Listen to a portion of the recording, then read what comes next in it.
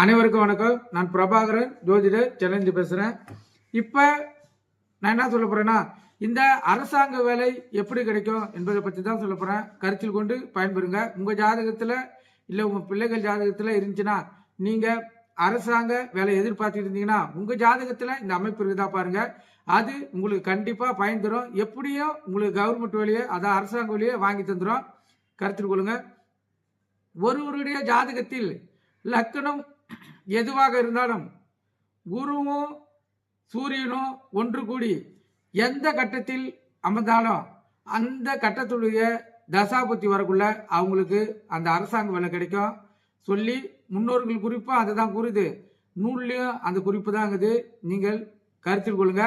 அதே போல இந்த சூரியனும் குருவும் நேர் பார்வையாக 7ஆம் பார்வையாக பார்த்துக்கினாலும் இந்த வாய்ப்பு கிடைக்கும்னு சொல்லி அவங்க அதில் குறிப்பு தெரிவிச்சிருக்காங்க. இதை நீங்கள் கருத்தில் கொண்டு பயன்பெறுங்க. நீங்கள் உங்கள் ஜாதகத்தில் பார்த்தா தான் தெரியும் இந்த அரசாங்க வேலைக்கு போனவங்களுக்கு இது போல் அமைப்பு கண்டிப்பாக இருக்கும். இல்லைன்னா குறைஞ்சபட்சம் 2 பேரும் வீடு மாறி இருப்பாங்க. இல்லைன்னா 2 பேரும் நட்சத்திர சாரம் ஒன்றா இருக்கும். இல்லைன்னா 2 பேருடைய நட்சத்திரமும் மாறி மாறி, அதாவது நட்சத்திரம் பரிமாற்றப்பட்டிருப்பாங்க. இது அடிப்படையிலேயே உங்களுக்கு கவர்மெண்ட் வேலை கிடைச்சிருக்கும். நீங்கள் உன்னிப்பாக உங்கள் ஜாதகத்தை பாருங்கள். உங்களுக்கு எந்த அளவுக்கு இது உண்மைன்னு சொல்லி தெரியும். கருத்தில் கொண்டு பயன்பெறுங்க. உங்கள் பிள்ளைகளுடைய ஜாதகத்திலும் இந்த அமைப்பு இருந்துச்சுன்னா பாருங்க.